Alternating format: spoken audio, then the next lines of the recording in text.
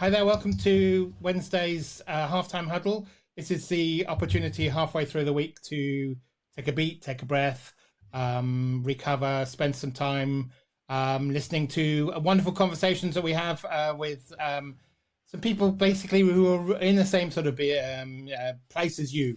They're in the middle of running their businesses. They're going through similar challenges, and it's nice to hear their journey. I hope it's nice to hear their journey.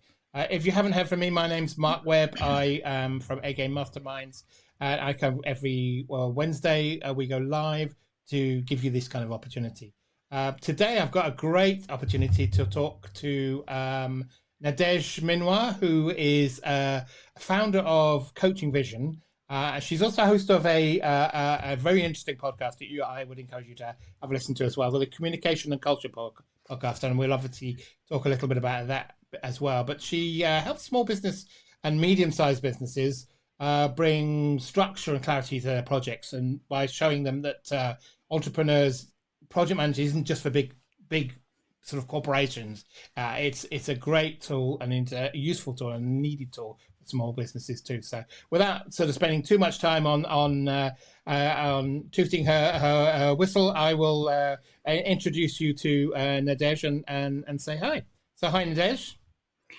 Hi, Mark, and hello, everyone. Thank you so much for having me here today. I'm really looking forward to this chat. Good. I'm looking forward to it too. What you talk about and your origin story is going to sound intriguing to me, because basically you've got quite a long journey of where you started from into what you do now, and I always love to hear that, and it's one of my favorite parts of what we do here is to talk about someone's origin story. So without sort of going too much into that again, what is your origin story? How do you do what you do, and how was your journey along the way, and what took you to where you are now? So Nadège, what's your origin story? Where are you doing what you do? Oh, gosh, so that was definitely not a straight line.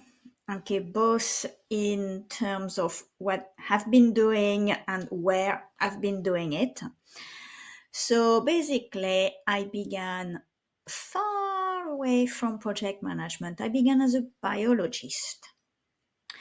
And for 15 years, roughly, I did research and teaching in various universities, research institutes in 5 different countries. And so that's where the geography, basically non-straight line, comes in. And so I did that. And of course, when you do research, well, you need to manage what you do. And most of the time when you talk about research project, you don't do it on your own. You do it with other people in different countries, different universities. So there's a lot of collaboration, organization to have to be done with this project. And I realized, well, it took me about 15 years, but I realized that I actually like doing that part, and at least as much as doing the experiments in the lab. And at some point, my circumstances changed. I'm not going to go into that story here. But I was at the point where I said, okay, I'm going to leave the job I have now. I'm going to look for another job. Why don't I take this opportunity? I like project management. I'm going to give it a try. And I got the opportunity to get a first position as a project manager. I'm not going to call it luck, okay, because in a way I've been chosen, so it's that people saw something in me. And so I was there, first position, project manager, very different from biology. It was in IT, so very, very steep learning curve. And then I did that and got many qualifications in project management, and did that and also program management for about 7-8 years before basically beginning my business. And the push to really begin my business in earnest, well, was COVID. As for a lot of people, it changed things. So I was made redundant because of financial trouble for the organization I was working on when lockdown came in and things like that. So I was made redundant. So it's okay. What do I do now? And so I decided to go full time on my business. So that was 2020, basically. And again, it was not really a straight line about what I wanted to do in my business and things like that. But then eventually I settled down on project management. And last year, towards the end of last year, the last quarter of last year, I happened to meet in networking event some small business owners. And I kept hearing over and over, well, Nadège, we do these projects in our businesses, but we don't know what we do. We don't know how to do it, how it should be done, how we could do it better. Please, can you tell us? And so after having heard that several times, 4 or 5 times by different people, I said, okay, I'm going to do something about that. And so that's really how that latest adventure about really helping small businesses with their project has begun. Lovely. I love the journey you've made through actually, starting on a very, very dry sort of scientific type subject and then moving away. And I love the fact that you because one of the things I see when you because running a business, you have to really understand and love what you're doing as running a business. So moving from something, because obviously you've spent a lot of time in research, a lot of time in, you must love and enjoy and are excited about the subject matter to keep that kind of momentum going. And I love the fact that you said you also found that you love the act of managing the project and negotiating all the to's and fro's and the collaboration you have to go through, and finding that as an extra skill that you can bring that's convertible across obviously very different teams is a great thing that people sometimes miss. And when they get sort of floundered and they're in the middle, and they forget that there's some wonderful things that they enjoy and learn outside of their main topic. And I think that shows in your journey, which I think is lovely to hear. And I'd like to pull up a little bit about your latest step, your next step, when you talked about moving from big projects, because we all understand that multinationals and organizations of above a particular size have to negotiate and manage these projects in a slightly different way. And understanding that small businesses also have that challenge. I think what do you find is the biggest difference between larger organizations and smaller organizations, or isn't there one? So. Well, some big differences, especially when it comes in terms of project. Of course, we, like on the side, the budget you might have, the kind of project, usually in bigger organization, they might be bigger, longer. But apart from these characteristics, I would say two things. It's the decision-making process. In big businesses, it can take months to have a decision. It has to go through that ladder and to that person and this person. And eventually 6 months later, you might hear something back. In a small business, it's very easy for the business owner to say, hey, that looks interesting. I'm going to do that. And then go and begin doing it. So that's one very big difference. A second difference is that if you do mistakes, and if I can say, when you do mistakes, when mistakes happen in your project, they will usually be a lot more costly for small businesses. Because again, big businesses, they have buffer. Okay? Where the money, where the time, they work on different things because they have the team. So if one thing doesn't work, that's okay. They've got something else in the pipeline. In a small business where people, time, money, expertise, energy, everything is limited, making mistake in what project to do, how to do it, when to do it, can have much stronger and worse consequences than in a bigger business. No, I like the way you talk about that, and having worked in larger organizations, I recognize. I sat there smiling when you mentioned about the fact that decisions can take such a long time. You're right, and the beauty, exactly what you say, when you're in a small business, you're actually generally talking with the main decision maker who's actually doing the project, as well as whereas in an organization, the main decision maker is often 3 or 4 steps away from the project that you're working on, and trying to get through to them Yeah, can be a challenge, and getting through to them at the time. Yeah, I yeah, understand. I completely feel that. And I also like the idea of the fact you're very right that the and this is another reason why I've moved away from larger organizations into smaller organizations, is because they're more involved in the results. Good results make a big difference to them. yeah, Bad results may also make a big difference, but they're invested in the yeah, in the project, or the activity that they're going through. Whereas in organizations, it's if the worst comes to worst, they might lose some of their budget next year when the project doesn't yeah, work, etc. yeah. They're That's not right. invested in their bottom line. Yeah, So yeah. I think that adds a little bit more urgency, a little more excitement. So how do you cope in small? How do small businesses get over the fact that essentially exactly what you said, a challenge, or when, like you say, what you said, when, not if, when something when something goes wrong, how do you get over the fact that for a larger organization, they can live on their hump a little bit, and the buffer might soften the blow, whereas in a smaller businesses, how do you get over the fact that could be, if you're not careful with it, a life or death type challenge? How does that how do you help them navigate through that? Well, basically, what I do mostly is to help them to try to minimize that happening.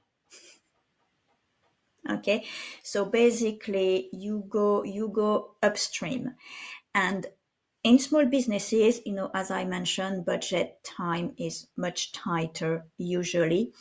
You need to be very shrewd when you decide which project to do. And here I use singular on purpose, because usually in small businesses, it will be very hard because you don't have the money, you don't have the people, or the few people you have, they just don't have the time. So you cannot take on many projects at the same time. Depending on the side, you might be able to do two, at a big stretch, sorry. But so basically the thing is to really understand what you need to do, what will be best for your business. And then and I've seen that a lot of time, even in big corporations, it's spend time really on planning. Usually people are so much into delivery mode. You're always pressed, your project manager always pressed. When are you going to deliver? We need it yesterday. And, things like that all the time. You're pressed into delivering things. So, of course, there's no time for planning.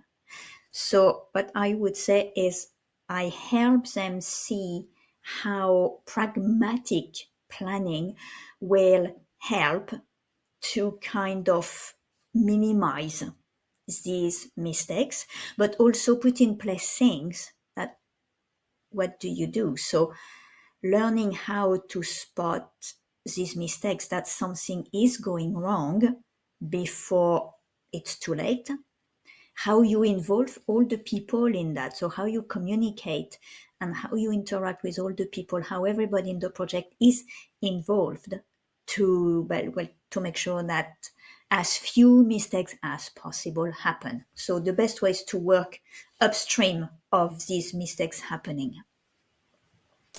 I like that, and you're right that there is a pressure to deliver, and I would imagine in a smaller organization that pressure is probably even bigger, because it makes a difference to them. You know, as we said, one Yeah, of the things we like is that the changes we make a big difference to yeah, the businesses.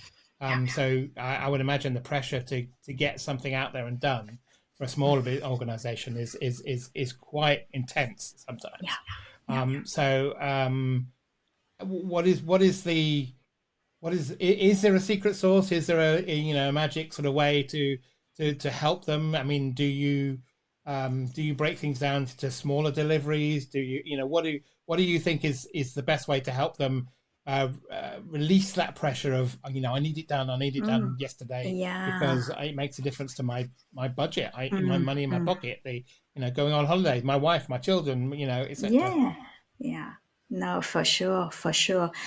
Um, So, well, I'm going to disappoint people. I don't know of magic wand or magic bullet, or very sorry, I don't know about that. I can explain what I do um, with businesses.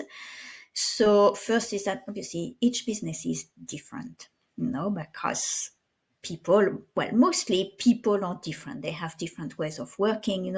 Anybody can copy your product or your service, but they cannot copy you. They cannot copy your people. So that will be the main differentiating aspect of every business. So each business is different. So I begin by assessing that business.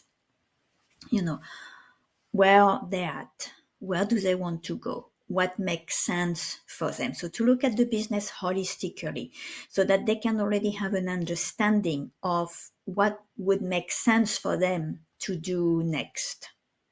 Basically, what would be the most important projects? So I look at that kind of holistically, but at the same time, obviously focusing on the project management capabilities, because at the end, that's what I do. I want to give the business what it needs to be able to deliver its projects more successfully. So then obviously during that, evaluation, audit, however you want to call it, we find things that are done already well, and that's great. Keep doing that. And things that with improvement would make the business much better in terms of its project management. And so then it's, what do we do? What is the strategy to make sure that we keep what you already do well and we improve what needs to be improved? So then I develop a full strategy with them.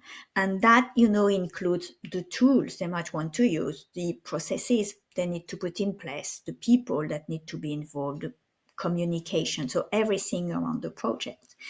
And then we implement that strategy. And that in itself is a project. So by doing that, they learn kind of on the ground how to do their projects. So that's how I work. I don't know if it's a magic wand or No, no, you're very right. There is no magic wand, and I love the meta-ness of using the project, of helping them build better project and management capabilities as a project to share how you do projects. And that's a great sort of twist on helping them, and leaving them with some new skills and new abilities that they can use for other projects, which is Yes, absolutely. That definitely to me was key, because I could have chosen and say, well, okay, pay me for 4 months. I'm gonna do your project, and then great, the project is done, everything has been fine, and then I go and the business is exactly in the same place. So what the point? So I said, no, that's not good. Well, at least to me, it didn't feel good. It didn't feel the proper thing to do. I wanted to leave behind a legacy to really improve the business. no, and I think that's a key, because I see that in so many places, especially in bigger organizations. You go in there, deliver a project, or try and change some of the project management sort of processes, as soon as you go away, it flips back into the same way it used to do things. Yeah. And I would imagine you need to do the same with smaller organizations. I would imagine also smaller organizations, because they're a little bit tighter, they're a little bit um, more flexible and more able to change things and do things. They're not quite set in their Yeah. ways. Yeah. So hopefully the things you set into place can actually make a difference, because, like you say, you're dealing with the decision makers at the top, Yeah. very much, and so that's good. And one of the things you talked a little bit about tools. Do you have a set of particular tools you like to leave them with, or you sort of alluded to the fact that things are different, business to business, but how do you do you have a set of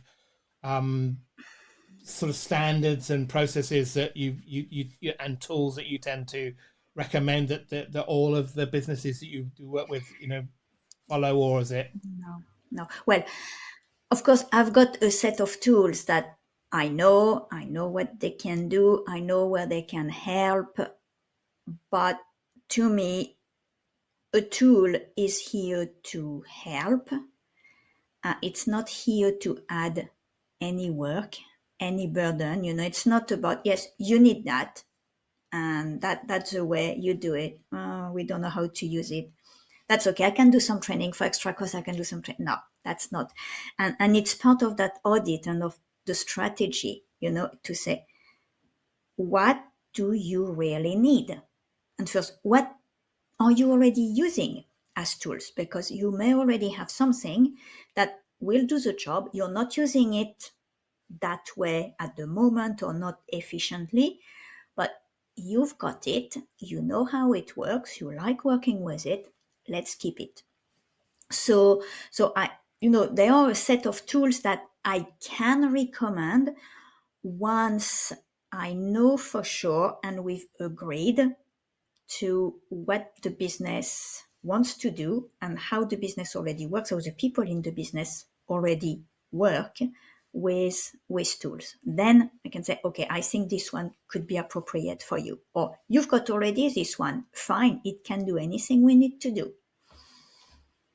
And processes, it's the same. Of course, there are some processes, about decision making, about communication, but the nitty gritty of each process will need to work with the business, with the people in the business. So again, there's no set process that I come in and say, this is the process. And to be honest, that's generally the answer that I would have expected. I once came across someone's talking about consultants, and one of the biggest phrases that they often use is "it depends," because it all depends. It depends, because essentially there is no right way or wrong way, or it is basically whatever fits the purpose. There's many ways to do the same sort of thing, and etc. So I to a certain extent, I expected that answer. But in your experiences with smaller businesses, where do you and again, with at the risk of getting the "it depends" answer, where do you find is one of the areas where a lot of small business, most or a lot of what one area is one area you spend a lot of your time trying to educate them and support them for in your experience for small businesses? Well, actually, what I find, it seems that a really problematic area is really the start of the process. The clarity of the goals, the clarity of the project. What project should we be doing? How do we assess all these ideas? Small business owners, we know it, come up with new ideas, 4 ideas a day, and think that, well, and some try to do everything, and of course it's chaos. But so among all these ideas that I think would improve the business, which one or ones actually should I do? How can I assess that for my business? And then once I've chosen, how can I put clear goals on what I want to do, a clear definition, a clear scope? So usually what I find a lot problematic for people is that first area. And then, because then usually when they're doing, they do it. They do it. Could be done a lot better.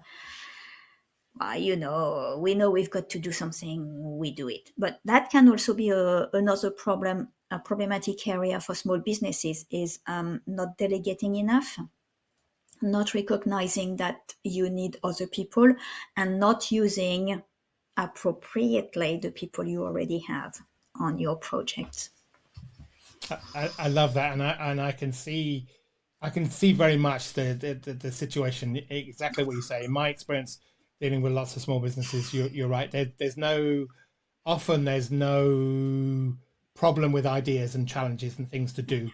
They have, like you say, four different ideas before breakfast, so as they would say, because that's what often the entrepreneurs and the people in the small businesses, Yeah. they're always looking for new ways to do things, and new things to do and new ways to improve the business, etc. So there's no, I can definitely see that's not the challenge. The challenge is then turning them into something that's meaningful and prioritizing them.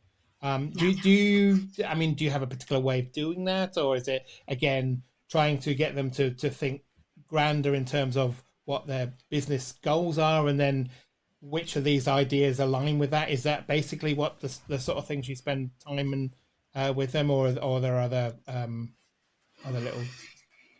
Yes, a little bit. But here I want to say that I focus mostly on the project management part of the projects in the business.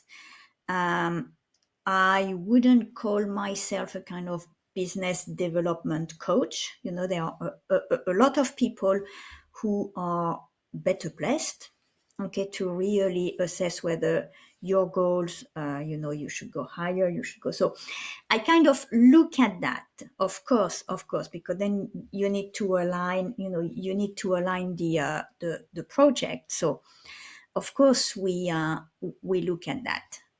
Definitely. But then basically in terms of aligning the projects, it's so to understand what are the benefits of doing the project. Okay, if you say, well, I want more clients. Okay, well, there are thousands ways of getting more clients. So what is it? So, well, I'm going to improve my website. Yeah, well, okay. May not cost a lot. It might be done relatively quickly. That could be a kind of quick win, but or it could be I'm going to launch a new offer or a new product. And then again, you have to look at the cost of that, have to look at the time roughly it's going to take.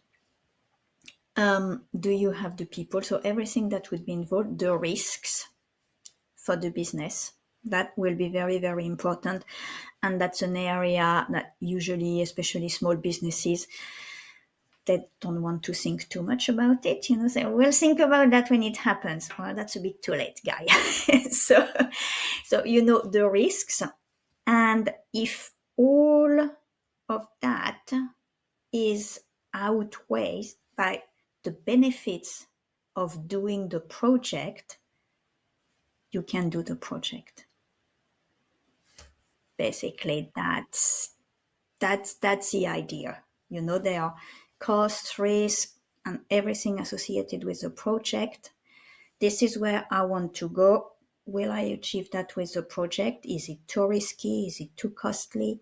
What the point of investing? I don't know, I'm making numbers up, but £500,000 in a project, if it's going to make you 50,000 at the end. So maybe not, but you have to take all that into account. Basically, that's how you align, you prioritize, and align the project to your business goals. And I love that, and I think you're right. It's it's a great start to start thinking about costs and benefits and you're right, risks and rewards. I suppose is the flip side of Yeah, that, yeah, because obviously it's one of the things where I would imagine because you're dealing with businesses where they're essentially very much on the coal face doing the do. They the risks seem a little bit away over in the future. They're very much focused on the now and the process and the present, whereas risks always seem yeah, we'll deal with a risk when it a problem when it happens. yeah, yeah, Whereas, yeah. like you say, 9 times out of 10, that's often a bit too late. Mm. And yeah, I think that's a great sort of focus to start with, getting them to think about things in a structured way, exactly what you alluded to at the beginning of the project, Yeah, because absolutely. yeah. So I love that. One thing I wanted to allude to, and it came across. We mentioned at the beginning of your of my introduction to you that you also run a podcast. I'm intrigued about the, Yes, the the subject matter of the podcast, because we've been talking a lot now about projects, and we've talking about a lot about practical things about what to do, why to do, what to do. But the topics I've seen and listened to of your podcast are very inspiring, and but complete, for me, are a slightly off on the edge. It's called the Communication and Culture Podcast. What led you yes. to do that? So, to begin with, I would say interest. When I began my business, I was meeting all these people and things like that, and so well, they have things to tell, and why should they just tell them to me, or when they meet people one to one and things like that, and so I think I'd like to do that, to ask people to come and tell, share their insights about their fields and what they do.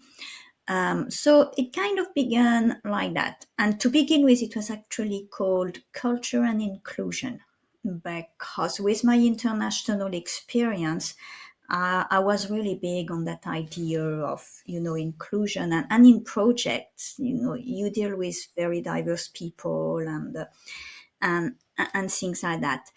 And then I decided to kind of broaden it a little bit. That's when I changed the title and the focus from communication and culture, because I wanted to focus on that communication aspect, but again about the diversity of communication, but mostly in business settings, basically. So it's kind of insights about how to help kind of business communication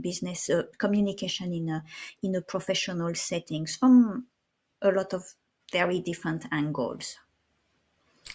Lovely, I love that, and as you alluded to, communication is a key part of managing a Yeah. project. Clear Yes. communication between different Yeah. parts of the Yeah. project process, Yeah.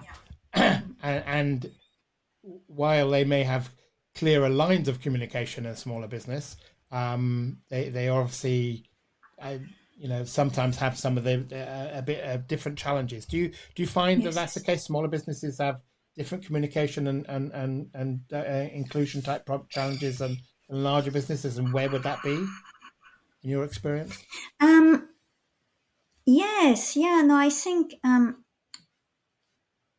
think that's different. Um. Sometimes I've seen in smaller business, it's that kind of idea of, but they know about it, because you're a small team, you feel that you're all the time together and things like that, but you forget to say something, to talk about something, and so there's this kind of things. Yeah, well, they know about it, and then no, actually, I haven't told them, or not in a way that they understood well. So there that kind of aspect that I found in bigger organization. What I found more was actually more the lack of communication between the different departments, different teams, and to the various stakeholders in the project was the lack of communication. But in small businesses, it's the impression that because we're kind of together, we've communicated.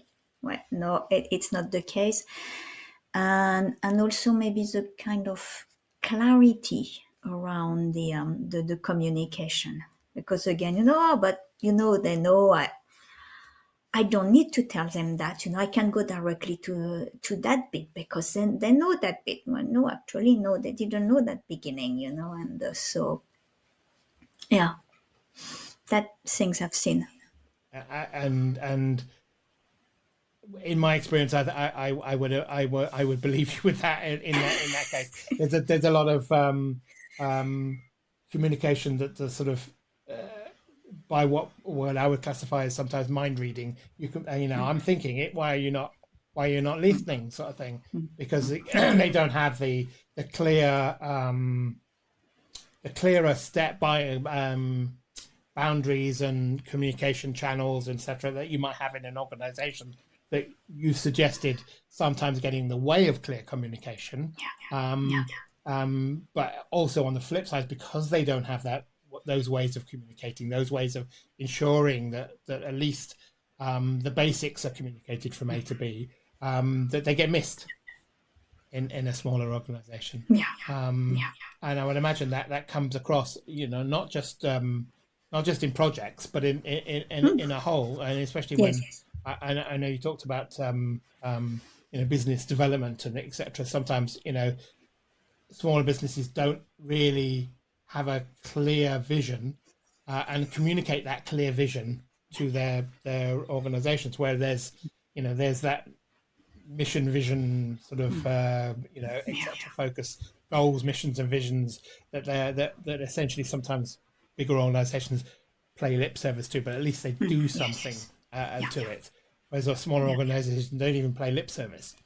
No, that's right. That's right. It's a lot about what we do, but not who we are, what we stand for, where do we want to go, and Yeah, even something simple. I mean, I tried and spend some time with organizations that and business owners that I work with to set about what are your values, why are you doing what you're doing, and communicating them, so that essentially you can use those as guide points to understand whether you're going in the right way, whether people are communicating in the right way, whether people are understanding that they want to follow your journey because they align with your values. If you don't communicate them exactly as you're saying, and people don't know about them, and all of a sudden they'll come across and say, "Well, we've got a value of transparency and openness and etc." And nobody told us. Nobody knows about it. So they haven't been transparent and open and honest, but because they haven't said it. So you said it's sort of changed its focus, and I've noticed you're getting a lot more communication with people coming along and sharing their experiences in the podcast. How is there a particular focus of people you try and get on, or is it just how do you decide what's a good conversation to have and who's to bring onto your conversation? Because I've loved listening to some of them, and it's intrigued me, some of the people you've brought on and where you've found them. So it always intrigues me. Yes, yeah. Well, so basically, to begin with, it was mostly people I knew. I liked what they had to say, and so I said, "Okay, I'm going to do a podcast." And so it began this way. And what I like is to find things, because obviously they're not all experts in communication. You probably have seen, but how I can relate what they do with communication in the business, how what they do could help with communication, or how these can work. So that's something I'm looking for quite a lot. So a kind of aspect that may not be completely directly related to communication per se, but to see, okay, how if they use the insights from that field, how can that help them then in their business, in the communication in their business. And now recently, these last few months, I guess maybe more and more people kind of look at the podcast, or listen to the podcast, or agencies also find it, and now it's actually a lot of people coming to me and saying, hey, can I be a guest on your podcast?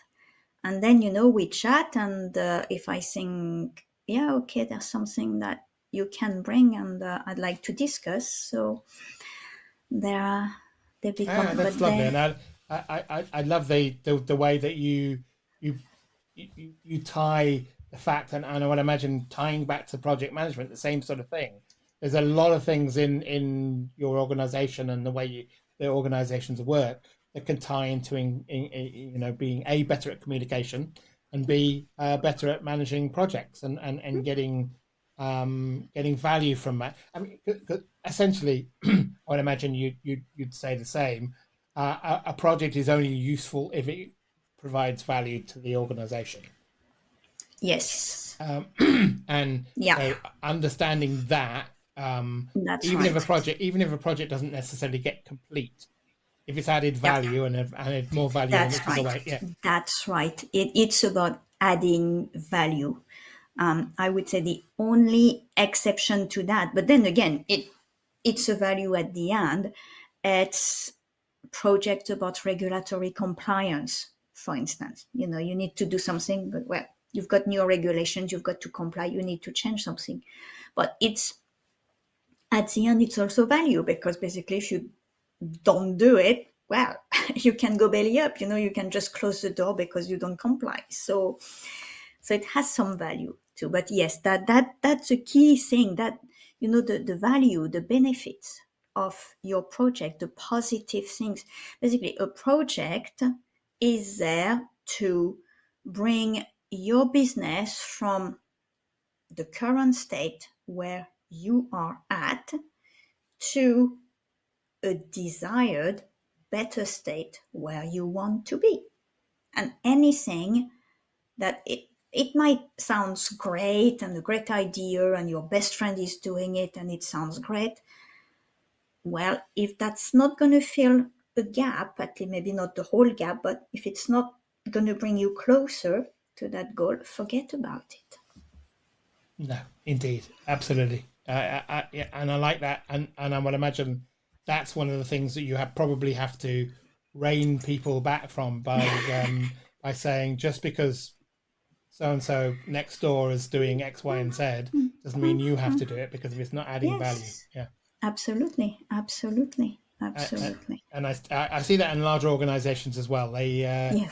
They get hooked on the secret sauce and the magic sauce that the organization that they've got next door that their competitor is doing, and they also probably get stuck into the comparison syndrome, whereby they see their organization next door doing well because they're doing X, and they forget that they're reading this value of X from case studies and wonderful sort of views that they're doing, and all this kind of stuff that's happening.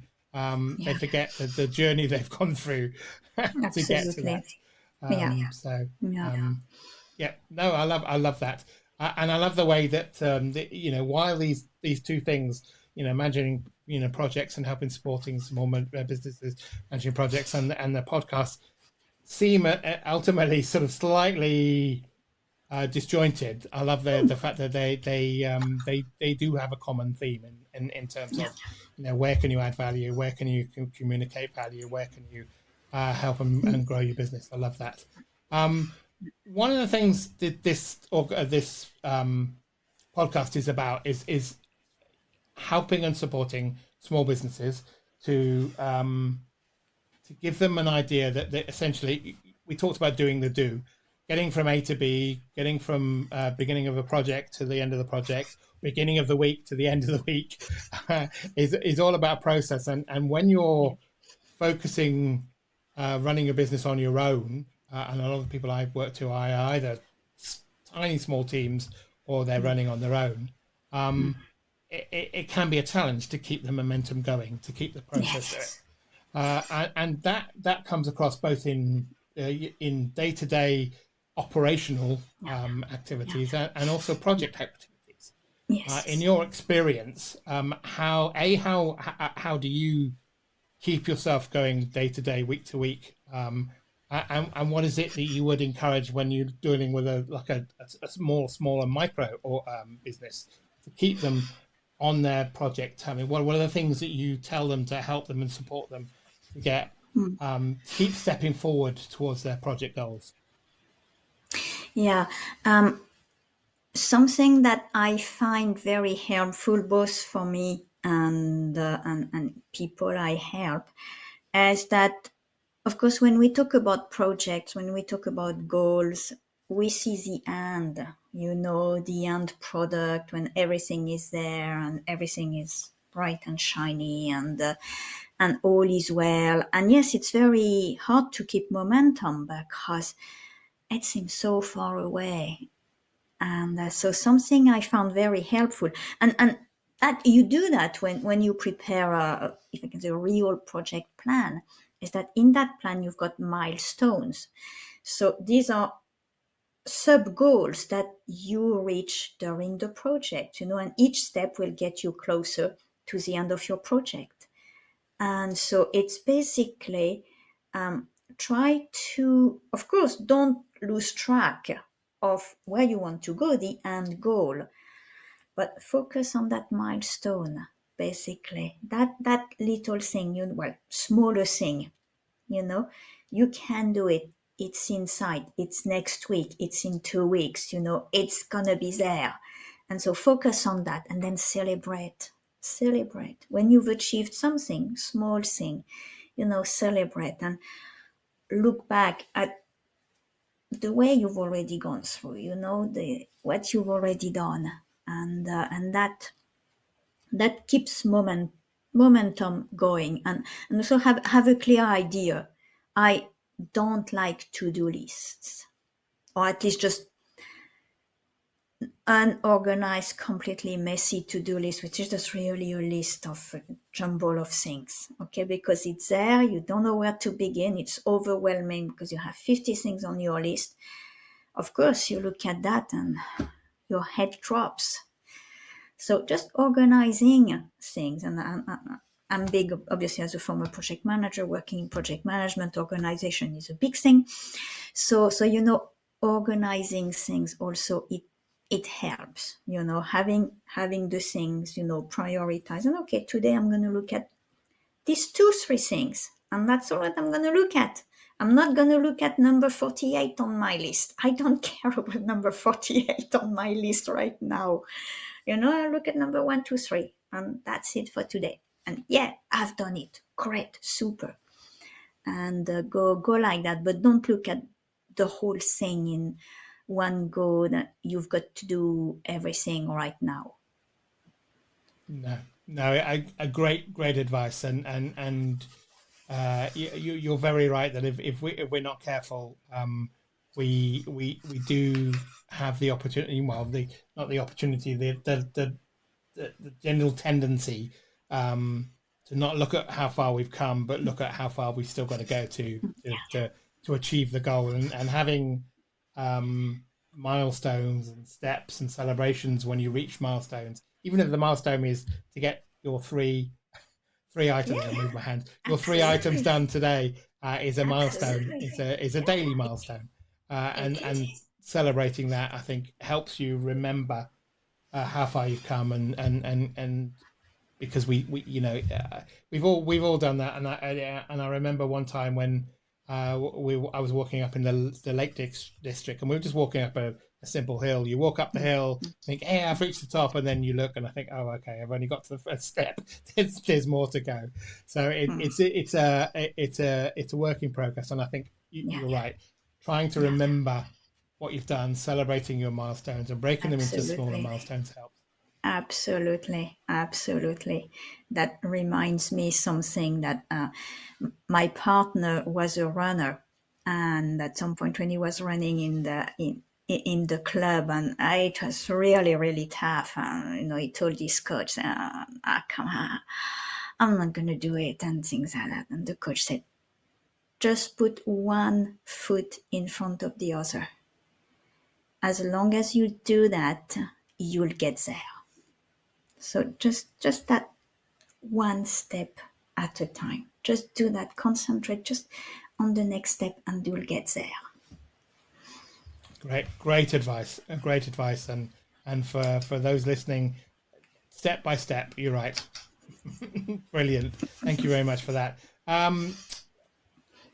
I've given you the heads up for this, but I very much love this part of the conversation because it gives me an opportunity to add to my list. This is one list I don't mind having, is a list of books to read. And like I said, I'm for those people who've listened to this regularly, they know I nicked this idea from Tim Ferriss. But I'm keen to understand which book that you would or have recommended and gifted to people. It doesn't have to necessarily be a business or a I didn't say Yes. or a project management Yeah. book, but essentially, what do what is the book that you would say, here you read, you must read this, you must read that. So what would your book be? So yeah, it's definitely not about project management or business or something like that.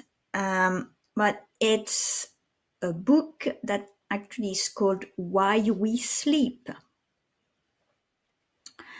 And well, being a biologist, I already knew that, yeah, sleep is important.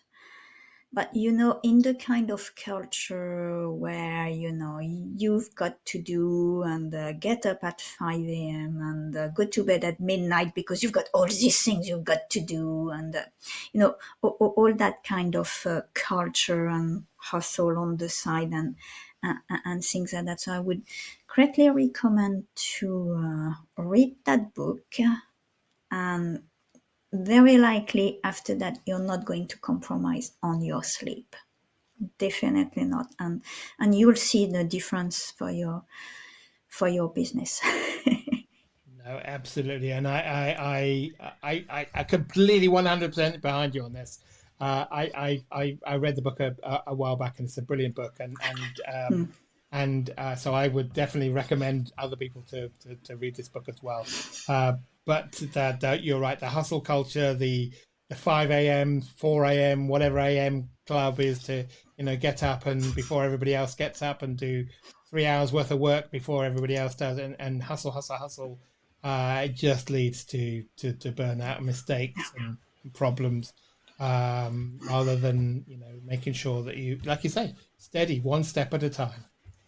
And sleep is a key ingredient to that. It's also frightening. I remember from reading that book when they talked about. I think it's this book. Is this book the book where they talked about air stewardess and air people who work in the air industry and the time zone challenges they face? Yeah, Yeah, I think yeah, that was quite intriguing yeah. to see some of the differences, and just by changing your daily rhythm can even have an adverse effect on. Uh, Absolutely, absolutely, absolutely. Something that shocked me is that, when we change clock in the spring and in the autumn, and I said, we've got billions of people doing that, so we've got an awful lot of data to see, and just that 1 hour change, basically we lose an hour of sleep, you can see the rate of heart disease, stroke, car accident, or whatever just increase just because we lose that 1 hour. And the other way around, when we gain 1 hour, you can see a drop in the number of heart diseases and stroke and all that kind of things.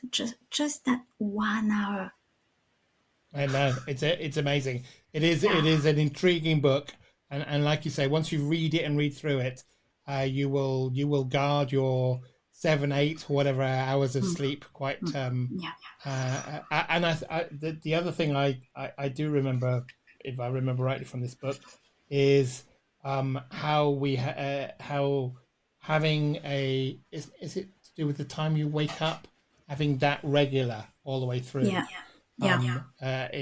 Is key and important. Even at the weekends, we have a tendency to get up to go to work at 9 o'clock or whatever, and sleep in to 10, 11 o'clock in the weekends.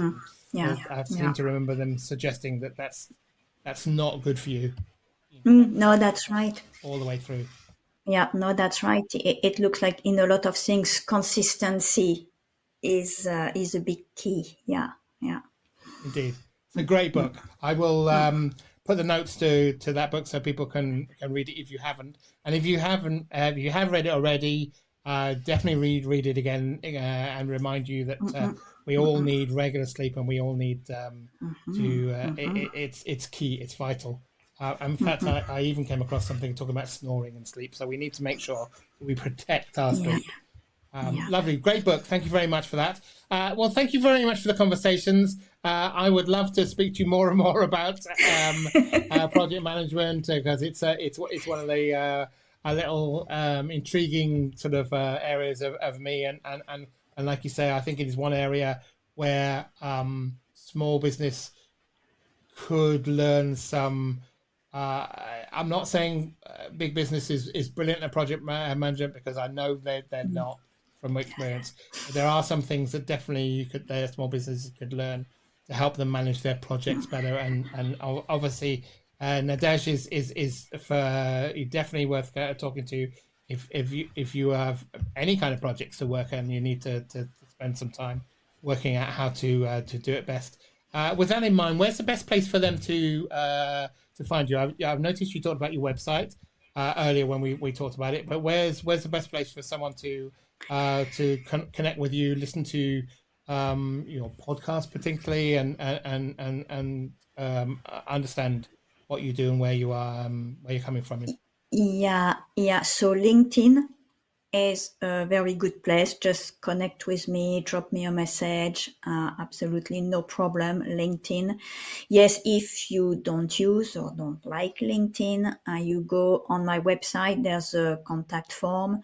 You can contact me here. Yeah, for my podcast, there's a tab on the website with my podcast, so you can have a listen to my podcast directly from my website. If not, it's on all the major platforms, podcast platforms. And so you can drop me an email too at nadege@coaching-vision.com. Brilliant. I would definitely recommend listening to the podcast. Some really intriguing ideas and discussions from there. I would definitely recommend that. And do say hi to Nadège in LinkedIn or go to a website and say hi to her as well. Thank you again, Nadège, for coming to have a chat. Like I said, I could talk about project management and stuff for ages. Me too. Thank you very much, Mark. So thank you very much. And I will speak to you soon. I will definitely bring you back on again. So say hi. So thank you. I'd be glad. So thank you very much for everybody listening. I hope you enjoyed the conversation with Nadège. I know there's a lot of stuff to discuss there. If you are looking to increase and improve your project management facilities, and you've got some projects you want to do, definitely chase her up and say hi. Next week, we will be having an interesting conversation. I will tell you a little bit more about it later on. But in the meantime, I hope your second half is your best half, and we will see you next week.